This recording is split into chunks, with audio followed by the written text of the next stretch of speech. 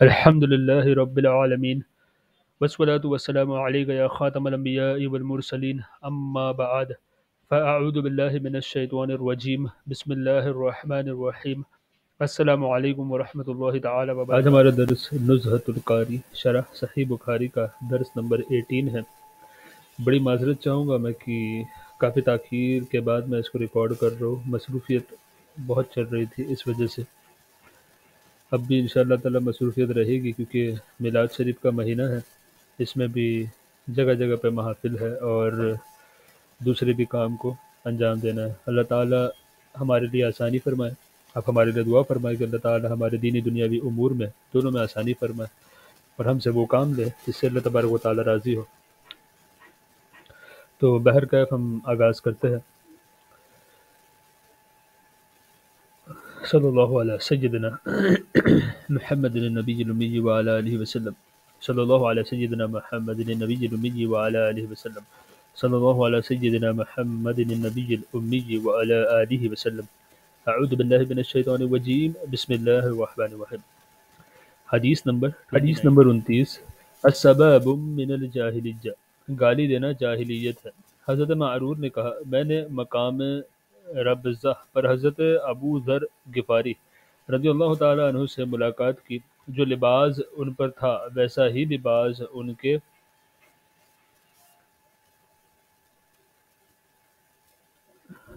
غلام پر تھا۔ میں نے ان سے اس بارے میں دریافت کیا تو انہوں نے بتایا میں نے ایک شخص غلام کو ماں کی گالی دی تھی، اس نے نبی کریم صلی اللہ علیہ وآلہ وسلم سے شکایت کی۔ اس پر حضور علیہ الصلوۃ والسلام نے فرمایا اے ابو ذر، تم نے اس کو ماں کی گالی دی ہے،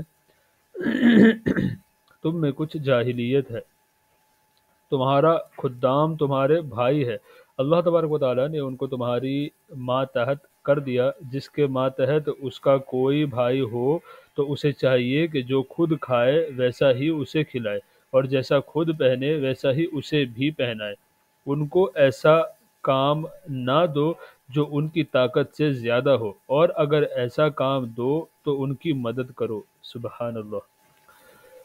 حضرت ابو ذر غفاری رضی اللہ تعالی عنہ، یہ بنی غفار بدوی قبیلے کے فرد ہے۔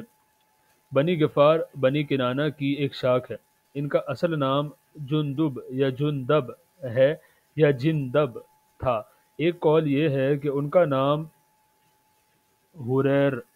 حریر ہے۔ یہ بھی سابقین الاسلام میں ہے، یعنی شروعات میں اسلام لے کر گیا ہے۔ خود فرمایا میں چوتھا یا پانچواں مسلمان ہوں۔ مکۃ المعظمہ میں حاضر ہو کر اسلام سے مشرف ہوئے، پھر اپنے قبیلے میں واپس چلے گئے۔ غزوہ خندق کے بعد مدینہ المنورہ کے بعد مدینہ طیبہ حاضر ہوئے اور پھر وصال اقدس تک حاضر رہے۔ سبحان اللہ۔ غزوہ تبوک میں ابتداءً نہ شریک ہوئے، بعد میں اکیلے چلے۔ راستے میں اونٹ مر گیا، اپنا سامان لادہ ہوا، بالکل یک اور تنہا، یعنی کہ ایک دم اکیلے اس وقت خدمت اقدس صلی اللہ علیہ وسلم میں حاضر ہوئے کہ سرکار تبوک میں قیام فرما تھے۔ ان کو تنہا آتا دیکھ کر، یعنی سرکار نے ان کو اکیلا آتا دیکھ کر فرمایا اللہ تبارک و تعالیٰ ابو ذر پر رحم فرمائے، تنہا آیا ہے، تنہائی میں مرے گا اور تنہا ہی قبر سے اٹھے گا۔ یہ غیب کی خبر حرف بحرف پوری ہوئی۔ ان کا مسلک یہ تھا کہ حاجت سے زیادہ مال جمع کرنا حرام ہے۔ اپنے اس اجتہاد پر بہت سخت لوگوں پر اس سلسلے میں بہت سخت تنقید فرماتے تھے، جس سے خلفشار مچا رہتا۔ آج ہی جا کر حضرت عثمان غنی رضی اللہ تعالی عنہ نے ان کو حکم دے دیا کہ ربضہ میں جا کر رہو۔ وہی اکیلے رہتے، وہی تنہائی میں وصال فرمایا۔ اتفاق سے حضرت عبداللہ بن مسعود رضی اللہ تعالی عنہ پہنچ گئے۔ انہوں نے اپنے ہمراہیوں کے ساتھ نماز جنازہ پڑھائی اور وہی دفن فرمایا۔ سن 32 ہجری میں وصال فرمایا۔ ان سے 281 حدیثیں مروی ہے، 12 متفق علیہ، 2 افراد بخاری سے اور 70 افراد مسلم سے ہے۔ لغات میں ہم اس کے لینگویج میں جائیں گے اب، لنگوسٹکس۔ ہے نا۔ ربضہ مدینہ طیبہ سے 3 منزل کے فاصلے پر عراق کی طرف ذات عرق کے قریب ایک چھوٹا سا گاؤں تھا۔ حلہ، حلہ جو ہے نا، چادر اور تہبند دونوں کے مجموعہ کو حلہ کہتے ہیں۔ آپ نے دیکھا ہوگا حاجی لوگ جو ہوتے ہیں یا عمرہ کرنے جو جاتے ہیں 2 چادر پہنتے ہیں، ایک اوپر ایک نیچے، اس کو حلہ کہتے ہیں، حلہ۔ ساببتو معنی میں سببتو کے ہے، یعنی میں نے برا کیا۔ تکمیل کتاب الادب باب ما ینہی عن الاسباب واللعان میں اس حدیث کا اگلا حصہ یوں ہے کہ معرور نے کہا میں نے دیکھا کہ ان پر ایک چادر تھی اور ان کے غلام پر ایک چادر تھی، تو میں نے کہا اگر آپ غلام کی چادر لے کر پہن لیتے تو پورا جوڑا ہو جاتا، اور غلام کو کوئی اور کپڑا دے دیتے۔ تو حضرت ابو ذر غفاری رضی اللہ تعالی عنہ نے فرمایا میرا اور ایک شخص یعنی کہ غلام کے درمیان سخت کلامی ہو گئی۔ اس کی ماں عجمیہ یعنی کہ عرب کے باہر کی تھی، ہے نا، اس کی ماں عجمیہ تھی۔ میں نے اس کی ماں کو کچھ کہہ دیا، اس نے نبی صلی اللہ علیہ وآلہ وسلم سے اس کا ذکر کیا۔ اس پر حضور علیہ الصلوۃ والسلام نے مجھ سے پوچھا کیا تم نے فلاں کو گالی دی ہے؟ میں نے عرض کیا ہاں۔ فرمایا اس کی ماں کو کچھ کہا ہے؟ میں نے عرض کیا ہاں۔ فرمایا تم میں کچھ جاہلیت ہے؟ میں نے عرض کیا اس وقت تک بڑھاپے کے باوجود، یعنی ابو ذر غفاری فرما رہے کہ میں ابھی بوڑھا ہوں تو اس وقت تک کے اندر مجھ میں جاہلیت ہے، یہ ان کا سوال تھا۔ اس وقت تک یعنی کہ بڑھاپے کے باوجود، حضور علیہ الصلوۃ والسلام نے فرمایا ہاں، بحوالہ بخاری، مسلم شریف میں بھی موجود ہے، ابو داود میں بھی موجود ہے۔ تو یہاں پہ بس میں اپنا ظن عرض کرتا ہوا چلوں کہ یہ گالی جو بتا رہے، ظاہر سی بات ہے صحابہ کرام ہے، وہ گندی گالیاں تو نہیں دیں گے جس طریقے سے آج ہمارے عرف میں موجود ہے، جو چھوٹی چھوٹی باتوں پہ ماں بہنوں پہ اتنی گندی گندی گالیاں دیتے کہ سننے والے کو جو ہے شرم آ جائے، اتنی گندی گندی باتیں، غلیظ باتیں کرتے۔ آپ سوچیں کہ اگر ابو ذر غفاری کو سرکار نے اس بات پر اتنا ٹوکا کہ اجمیہ ہونے پر انہوں نے کچھ کہا کہ عرب کے باہر کی ماں ہے، عورت تھی اس لیے انہوں نے کچھ کہا، تو اس کے اوپر سرکار نے اتنی سخت تنبیہ فرمائی۔ تو آپ یہ دیکھیں کہ اگر یہ چیز جو آج کل لوگ گالیاں دیتے ہیں یہ کتنی گندی اور کتنی واہیات گالیاں ہیں، تو اگر آپ میں سے کوئی سننے والا یہ دیتا ہو، گالی گلوچ کرتا ہو یا سنتا ہو، تو ایسے لوگوں سے دور ہو جائے جو گالی گلوچ دے، پہلے ان کو سمجھائے پھر ان سے دور ہو جائے اگر نہ سنے تو، اور اگر آپ خود دیتے ہیں تو اللہ تبارک و تعالیٰ سے توبہ کرے اور اس گھٹیا پنتی سے، اس گندگی سے، اس فحش کلامی سے پرہیز کرے، اس کو چھوڑ دے، اس گندگی سے کچھ حاصل نہ ہوگا۔ تطبیق کتاب الایمان اور کتاب العتق میں علیہ حلہ آیا ہے، اور کتاب الادب میں برد یعنی کہ حلہ پورا جوڑا چادر اور تہبند کے مجموعے کو کہتے ہیں۔ علامہ عینی نے یہ فرمایا کہ صحیح یہی ہے کہ حضرت ابو ذر صرف چادر اوڑھے ہوئے تھے اور ان کے غلام بھی۔ سابقہ روایت میں حلہ کا ذکر بطور مجاز ہے۔ اس حدیث میں ساببت رجلن سے مراد غلام ہے، معذرت، جس پر حدیث کا سیاق و سباق دلالت کرتا ہے، اس لیے کہ حضرت ابو ذر غفاری رضی اللہ تعالی عنہ نے غلام کے ساتھ لباس میں مساوات کی علت اس واقعے کو بنایا ہے۔ مطابقت اس صورت میں ہوگی کہ جس شخص کو حضرت ابو ذر غفاری رضی اللہ تعالی عنہ نے گالی دی تھی وہ غلام ہو، یعنی ہو سکتا ہے کسے برا کہا تھا۔ یہ قصہ حضرت بلال رضی اللہ تعالی عنہ کے ساتھ پیش آیا تھا۔ حضرت ابو ذر غفاری رضی اللہ تعالی عنہ نے ان کو یہ کہہ دیا تھا او کالی عورت کے بچے۔ انہوں نے دربار نبوی صلی اللہ علیہ وسلم میں شکایت کر دی۔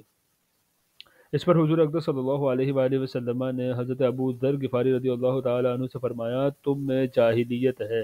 اس ارشاد کے سننے کے بعد حضرت ابو ذر غفاری رضی اللہ تعالی عنہ نے اپنا رخسار زمین پر رکھ کر حضرت بلال رضی اللہ تعالی عنہ سے فرمایا میں زمین سے اپنا رخسار اس وقت تک نہیں اٹھاؤں گا جب تک تم میرے رخسار کو قدم سے نہ روند دو۔ بالآخر حضرت بلال کو ان کی ضد پوری کرنی پڑی۔ بحوالہ کستلانی یہ واقعہ اس وقت کا ہے جبکہ ان کو یہ معلوم نہ تھا کہ کسی مسلمان کو برا کہنا حرام ہے۔ حدیث نمبر 30 ان الشرک لظلم عظیم، شرک ظلم عظیم ہے۔ حضرت عبداللہ بن مسعود رضی اللہ تعالی عنہ فرماتے ہیں کہ جب یہ آیہ کریمہ نازل ہوئی، وہ لوگ جو ایمان لائے اور اپنے ایمان میں کسی ناحق کی آمیزش نہ کی، انہی کے لیے امن ہے۔ یہ صحابہ کرام رضوان اللہ علیہ مجمعین پر شاک ہوا۔ اس پر صحابہ نے نبی صلی اللہ علیہ وآلہ وسلم سے عرض کیا، ہم میں کون ایسا ہے جس نے ظلم یعنی کہ گناہ نہیں کیا؟ اس پر اللہ تبارک و تعالی نے یہ آیت نازل فرمائی، بے شک شرک ظلم عظیم ہے۔ سبحان اللہ۔ لغات: ظلم کے لغوی معنی وضع الشیء فی غیر محلہ، یعنی جس چیز کی جگہ جو ہو اس کے بجائے اسے دوسری جگہ رکھ دینا۔ عرف میں ظلم کا اطلاق ستانے اور ناحق مال لینے پر ہوتا ہے۔ قرآن اور حدیث میں اس کا اطلاق ہر گناہ پر ہوتا ہے، یعنی قرآن و حدیث میں جہاں پر بھی ظلم آ جائے یعنی ہر گناہ پر اس کا اطلاق کیا جاتا ہے، اور کفر و شرک پر بھی۔ توضیح: جب سورہ انعام کی یہ آیت نازل ہوئی، جو ایمان لائے اور اپنے ایمان کی ظلم سے آمیزش نہیں کی، انہی لوگوں کے لیے امن ہے اور وہی ہدایت یافتہ ہے۔ بظلم، بظلم نکرہ تحت النفی مفید عموم ہے۔ الامن کے متعلق لہم کی تقدیم مفید۔ حصر تو آیت کا ظاہر مطلب یہ ہے کہ جن کے ایمان کے ساتھ کسی بھی ظلم کی آمیزش نہ ہوئی، اگرچہ وہ کوئی گناہ ہی کیوں نہ ہو، صرف انہی کے لیے امن اور ہدایت ہے، اور جن کے ایمان سے کسی ظلم کی اگرچہ وہ کوئی گناہ ہی کیوں نہ ہو آمیزش ہوئی، تو نہ ان کے لیے امن ہے اور نہ ہدایت۔ اس پر صحابہ کرام نے عرض کیا، ہم میں کون ایسا ہے جس نے کوئی نہ کوئی ظلم نہ کیا ہو؟ تو حضور اقدس صلی اللہ علیہ وآلہ وسلم نے فرمایا، یہاں ظلم سے مراد اس کی اعلیٰ قسم یعنی کہ شرک ہے۔ کیا تم نے لقمان کا یہ قول نہیں سنا؟ بے شک شرک ظلم عظیم ہے۔ اشارہ فرمایا کہ بظلم کی تنوین تعظیم کے لیے ہے۔ اس جگہ یہ ہے کہ صحابہ کرام کے سوال پر سورہ لقمان کی یہ آیت نازل ہوئی، اور کتاب التفسیر میں وہ ہے جو ہم نے لکھا۔ علامہ ابن حجر نے یہ تطبیق دی کہ ہو سکتا ہے کہ سورہ لقمان کی یہ آیت جلد ہی نازل ہوئی ہو، راوی کو اس کا علم نہ رہا ہو۔ حضور علیہ الصلوۃ والسلام نے اس کی نشاندہی کی تو راوی نے یہ سمجھا کہ اس وقت نازل ہوئی ہے۔ ایمان کے ساتھ کفر و شرک کی آمیزش سے مراد یہ ہے کہ وہ منافق نہیں کہ ظاہر میں ایمان کا اقرار اور اندر کافر، یا مراد یہ ہے کہ وہ ایمان کا مدعی ہے اور اپنے کو مومن مخلص یقین کیے ہوئے ہے، مگر اس سے کفر کا صدور ہو گیا، یعنی اس سے کفر ہو گیا، کفر کا صدور ہو گیا، اور وہ اپنی جہالت سے کفر کو کفر نہیں جانتا، جیسا اس زمانے کے جیسے اس زمانے کے قادیانی، نیچری، وہابی، رافضی وغیرہ۔ ایک اشکال اور اس کا جواب۔ اس حدیث پر اشکال یہ ہے کہ صحابہ کرام رضوان اللہ علیہ مجمعین نے عرض کیا، ہم میں کون ہے جس نے ظلم نہ کیا ہو، اور ظلم سے مراد کی گناہ ہے؟ تو صحابہ کرام اقرار گناہ گار ہوئے، گناہ کر کے گناہ کا اظہار کرنا جو ہے یہ اپنے آپ میں ایک گناہ ہے۔ تو یہاں پہ اسی لیے یہ دلیل جو ہے یہاں پہ بحث کی جا رہی ہے کہ صحابہ کرام نے خود سے کہا کہ ہم میں سے کون ہے جو گناہ گار نہ ہی۔ تو حالانکہ اہل سنت کا اجماعی عقیدہ ہے کہ صحابہ کرام علیہم الرضوان کے سارے کے سارے صحابہ کرام عادل ہیں، گناہ سے محفوظ ہے۔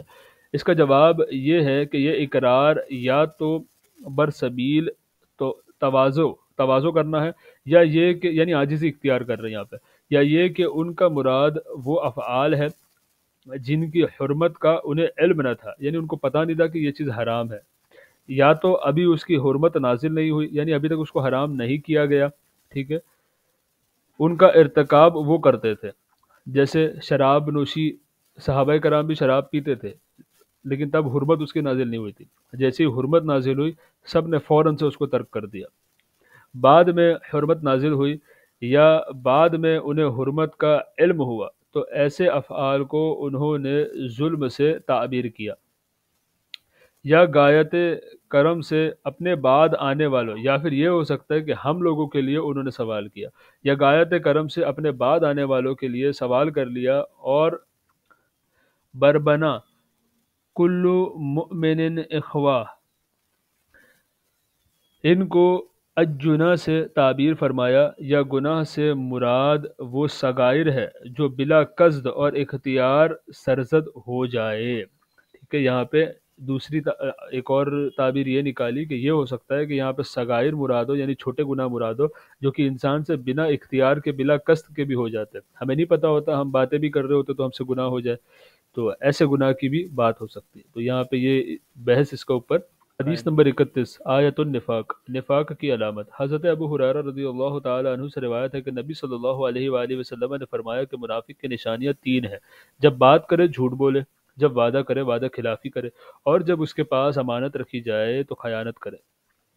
اس حدیث میں منافق کی تین ایسی علامتیں بیان فرمائی جن کا تعلق قول سے، یعنی کہ بولنا، عمل اور نیت میں سے ایک ایک سے ہے۔ کذب یعنی کہ جھوٹ بولنا فساد قولی ہے، خیانت فساد عملی ہے، اور وعدہ خلافی فساد نیت ہے۔ آیت کے معنی علامت کے ہے، اور علامت کبھی شے کے لوازم سے ہوتی ہے، اور لوازم کبھی ملزوم سے عام ہوتے ہیں۔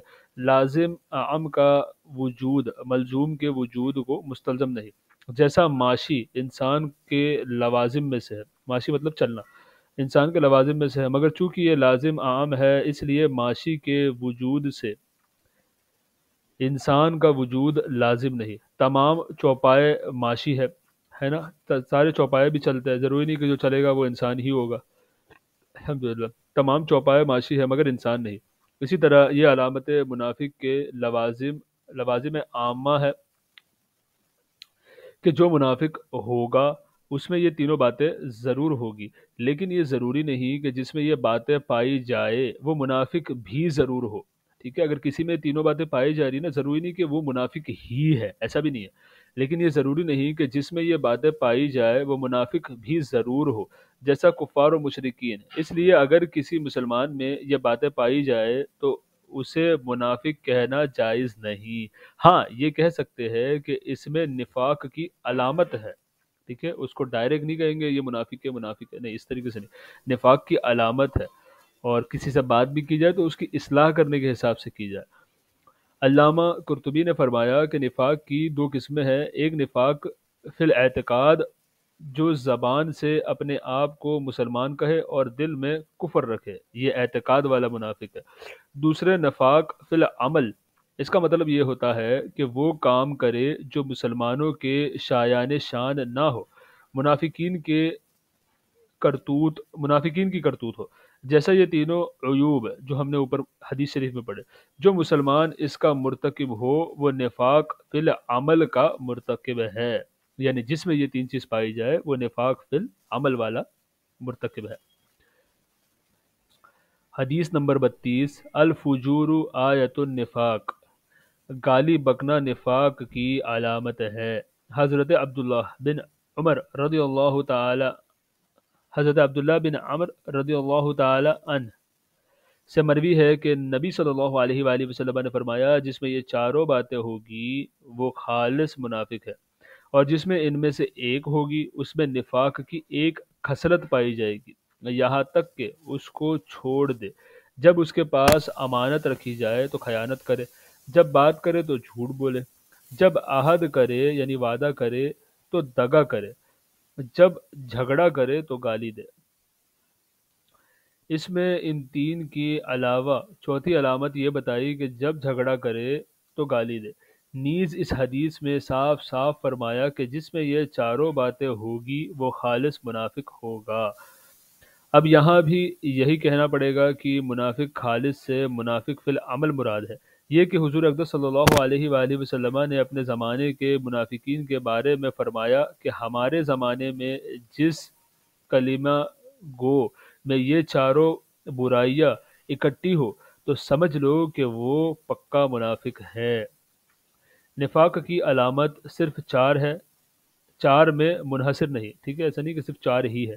نفاق کی علامتیں انہی چاروں میں منحصر نہیں، اس کے علاوہ بھی دوسری احادیث ہے، اور قرآن کریم میں نفاق کی اور بھی علامتیں مذکور ہے، جیسا گزر چکا کہ انصار سے بغض نفاق کی علامت ہے۔ ہم نے ایک حدیث دیکھی تھی، یاد ہوگی آپ کو، انصار کے بارے میں، تو اس کے اندر بھی ہم نے پڑھا تھا کہ انصار سے بغض رکھنا نفاق کی علامت ہے، منافقوں کا عمل ہے، اور بقیہ احادیث میں متفرق طور سے مذکور ہے۔ مثلا جس نے جہاد نہ کیا اور نہ کبھی اس کے دل میں جہاد کا شوق پیدا ہوا اور اسی حالت میں مرا، نماز میں سستی کرنا، نماز کو مکروہ وقت میں پڑھنے کی عادت ڈال لینا، اذان کے بعد مسجد سے بے نماز پڑھے بلا ضرورت چلے جانا جب کہ لوٹنے کی نیت نہ ہو، وغیرہ وغیرہ، ٹھیک ہے۔ تو یہ ہم نے یہاں پہ نفاق کی علامتیں دیکھی کہ صرف یہ چار ہی ہے، ایسا نہیں ہے، اس کے علاوہ بھی بہت ساری نفاق کی علامتیں ہیں۔ نمبر 33، اہمیت الجہاد، جہاد کی اہمیت۔ حضرت ابو ہریرہ رضی اللہ تعالی عنہ نے نبی کریم صلی اللہ علیہ وسلم سے روایت کرتے ہیں کہ حضرت صلی اللہ علیہ وسلم نے فرمایا، اس شخص کے لیے جو جہاد فی سبیل اللہ کے لیے نکلے اور اس کو جہاد کے لیے صرف اللہ تبارک و تعالی پر ایمان نے اور تمام پیغمبروں کی تصدیق نے نکالا ہو، اللہ تبارک و تعالی نے اپنے ذمہ کرم پر لے لیا ہے، یا تو اس کو ثواب یا مال غنیمت کے ساتھ گھر واپس کرے، یا اس کو شہید کر کے جنت میں داخل کرے۔ سبحان اللہ۔ اگر میں یہ نہ سمجھتا کہ میری امت پر یہ شاک ہوگا تو میں کسی سرایہ سے پیچھے نہ رہتا، اور میں اس بات کو پسند کرتا ہوں کہ اللہ تبارک و تعالی کی راہ میں مارا جاؤ، پھر زندہ کیا جاؤ، پھر شہید کیا جاؤ، پھر زندہ کیا جاؤ، پھر شہید کیا جاؤ۔ سبحان اللہ۔ ثم اقتلوا ثم احیا ثم اقتل۔ سبحان اللہ۔ لغات۔ انتدب کا مادہ ندب ہے، اس کا صلہ جب لام یا الا آتا ہے تو اس کے معنی بلانے اور رخصانے کے ہوتے ہیں۔ انتدبہ کے معنی قبول کرنا، بہت جلد اچھی جزا دینا، کفیل ہونے کے ہے۔ یہاں ارجح یہ ہے کہ ذمہ دار اور کفیل ہونے کے معنی میں ہے، اس لیے کتاب الجہاد میں بجائے انتدبہ کے تکفل ہے۔ مراد یہ ہے کہ اگر اس جہاد میں مال غنیمت ہاتھ نہیں آیا تو جہاد کا ثواب ضرور ملے گا، یا پھر ثواب اور مال غنیمت دونوں ملے گا۔ اور ایک توجیہ یہ ہے کہ او یعنی واو کے معنی میں ہے، اور اس کی تدبیر، اس کی تائید ابو داود کی روایت سے ہوتی ہے جس میں واو ہی ہے، اور ادخلہ الجنہ سے مراد یہ ہے کہ مقربین کے ساتھ بلا حساب و کتاب جنت میں داخل فرماؤں گا اور اس کے تمام گناہوں کو معاف کر دوں گا۔ سرایہ چھوٹے لشکر کو کہتے ہیں۔ عرب کا مقولہ یہ ہے کہ خیر السرایا اربعۃ مئہ رجل، یعنی بہترین سرایہ وہ ہے جس میں 400 مرد ہو۔ کتاب حدیث اور سیر یعنی کہ سیرت کی کتاب، کتاب حدیث اور سیر میں سرایہ سے مراد مجاہدین کی وہ جماعت ہے جس میں حضور اقدس صلی اللہ علیہ وآلہ وسلم شریک نہ ہوئے۔ حدیث کا مفہوم یہ ہے کہ جہاد ایسی بہترین عبادت ہے کہ جو شخص اللہ تبارک و تعالیٰ کی رضا کے لیے صحیح ایمان کے ساتھ جہاد میں نکلے گا تو وہ بہرحال نفع میں رہے گا، یا تو اسے مالی غنیمت اور ثواب دونوں ملے گا، یا نہیں تو ثواب، ٹھیک ہے، ثواب کہیں نہیں گیا، یعنی مال غنیمت اور ثواب دونوں ملے گا۔ اگر مال غنیمت نہ ملا تو ثواب تو کہیں نہیں جا رہا ہے، ثواب تو ملنا ہی ملنا ہے، اور کام آ گیا تو بلا حساب و کتاب جنت میں جائے گا۔ حضور اقدس صلی اللہ علیہ وآلہ وسلم با افضل و کمال عظمت و جلال فرماتے ہیں، اگر تم لوگوں پر شاک نہ ہوتا، یعنی ہم لوگوں کی فکر فرما کر کے آقا نے فرمایا کہ اگر تم لوگوں پر شاک نہ ہوتا تو میں ہر چھوٹے سے چھوٹے لشکر کے ساتھ بھی ضرور جاتا، لیکن چونکہ میرے ساتھ تم سب لوگ نکل پڑتے، اس سے تمہیں دشواری ہوتی، اس لیے میں ہر سرایہ کے ساتھ نہیں جاتا۔ میری آرزو ہے کہ راہ خدا جل وعلا میں بار بار شہید کیا جاؤ، زندہ کیا جاؤ، پھر شہید کیا جاؤ۔ سبحان اللہ۔ حدیث نمبر 34، من سوام رمضان ایمانا، جس نے ایمان کے ساتھ روزہ رکھا۔ حضرت ابو ہریرہ رضی اللہ تعالیٰ عنہ سے روایت ہے کہ رسول اللہ صلی اللہ علیہ وآلہ وسلم نے فرمایا، جس نے شب قدر میں عبادت کی ایمان کے ساتھ اور ثواب کی نیت سے، اس کے گزشتہ گناہ معاف کر دیے جائیں گے، اور جس نے رمضان کا روزہ ایمان کے ساتھ اور ثواب کی نیت سے رکھا، اس کے گزشتہ گناہ بخش دیے جائیں گے۔ سبحان اللہ۔ دوبارہ سے پڑھتا ہوں۔ حضرت ابو ہریرہ رضی اللہ تعالیٰ عنہ سے روایت ہے کہ رسول اللہ صلی اللہ علیہ وآلہ وسلم نے فرمایا، جس نے شب قدر میں عبادت کی ایمان کے ساتھ اور ثواب کی نیت سے، اس کے گزشتہ گناہ معاف کر دیے جائیں گے، اور جس نے رمضان کا روزہ ایمان کے ساتھ اور ثواب کی نیت سے رکھا، اس سے گزشتہ گناہ بخش دیے جائیں گے۔ سبحان اللہ، اس کے گزشتہ گناہ بخش دیے جائیں گے۔ ایسے ثابت ہوا کہ بغیر ایمان کے بڑے سے بڑا عمل بیکار ہے۔ معلوم ہوا کہ بے نیت ثواب کسی عمل صالحہ پر ثواب نہیں، مراد گناہ صغیرہ ہے۔ فائدہ نمبر 3 کے آگے کیا تھا یہاں پر؟ یہ جو ہم نے دیکھا، اس کے گزشتہ گناہ بخش دیے جائیں گے، تو گزشتہ گناہ سے مراد صغائر گناہ ہے، ٹھیک ہے۔ یہ یہاں پہ آپ دیکھ رہے ہیں نا، فا 2 دیا ہوا ہے، فائدہ 1، فائدہ 3، اس طریقے سے۔ تو یہ ہم یہاں پر نمبر دیکھ کر کے اس کے آگے نیچے نوٹ میں جو دیا ہے وہ پڑھ سکتے ہیں۔ اس حدیث سے ثابت ہوا کہ جہاد فرض عین نہیں، فرض کفایہ ہے۔ فرض عین ہوتا تو حضور اقدس صلی اللہ علیہ وآلہ وسلم ہر سرایہ میں ضرور شریک ہوتے۔ یہ ایک تعلیق ہے، تعلیق نمبر 8۔ احب الدین الی اللہ حنیفیۃ السمحہ، حق اور آسان دین ہی اللہ تبارک و تعالیٰ کو سب سے زیادہ پسند ہے۔ الحنیفیہ یعنی حنیف کا مصدر جعلی ہے۔ حنیف اسے کہتے ہیں جو باطل سے منہ موڑ کر حق کا پابند ہو۔ الحنیفیہ کے معنی ہوتے ہیں الحمدللہ حق۔ السمعہ کے معنی سہل یعنی کہ آسان ہے۔ مراد یہ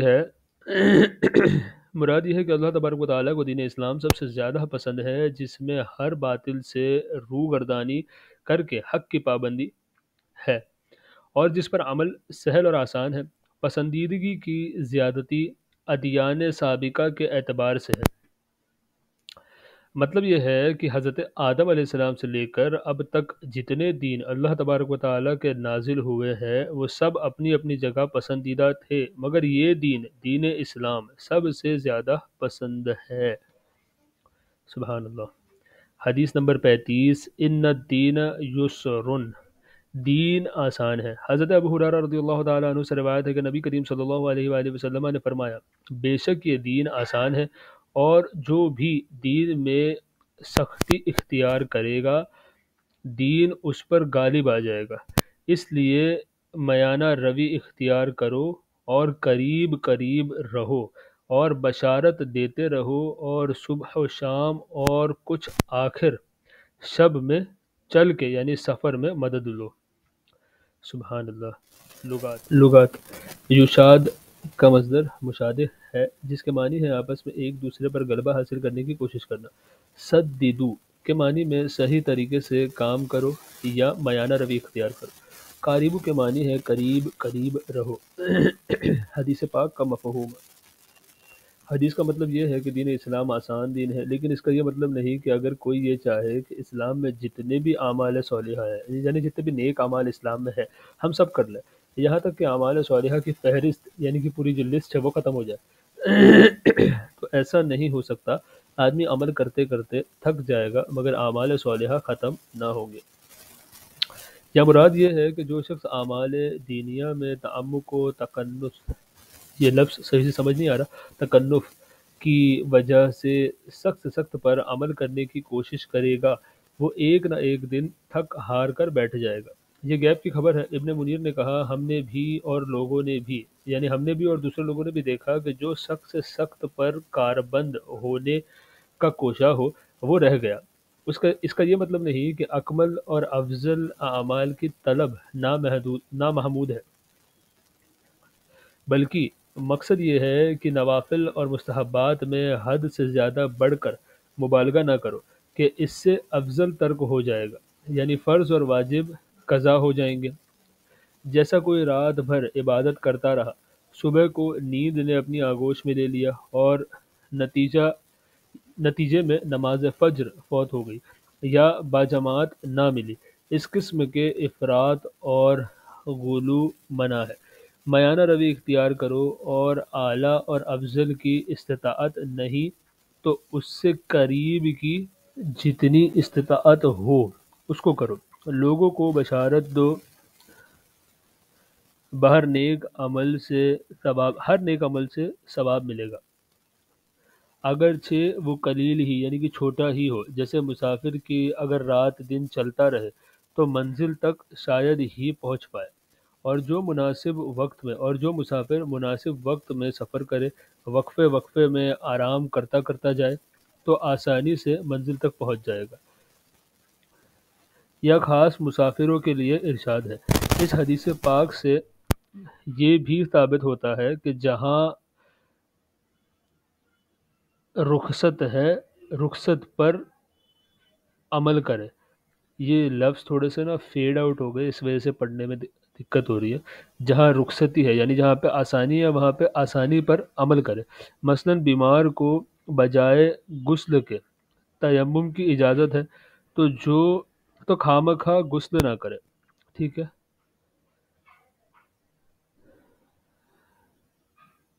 اس سے ضرر کا اندیشہ ہے۔ یہاں پر ہماری یہ والی حدیث پاک بھی مکمل ہوئی۔ اس کے بعد جو تعلیق ہے انشاءاللہ تعالیٰ نیکسٹ ایپیسوڈ میں ہم لوگ اس کو دیکھیں گے۔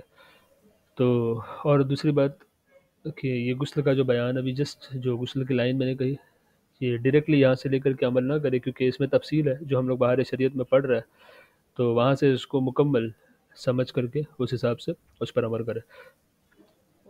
اور دوسری بات یہ بھی ہے کہ جو ہم نے حدیث پاک دیکھی حضرت ابو ذر غفاری کی کہ انہوں نے گالی دی، تو یہ کسی بھی صحابی کے اوپر تنقید نہیں کی جائے گی کہ صحابی ہو کر کے ایسے کیسے کیا، یہ کیا ہوا وہ کیا ہوا۔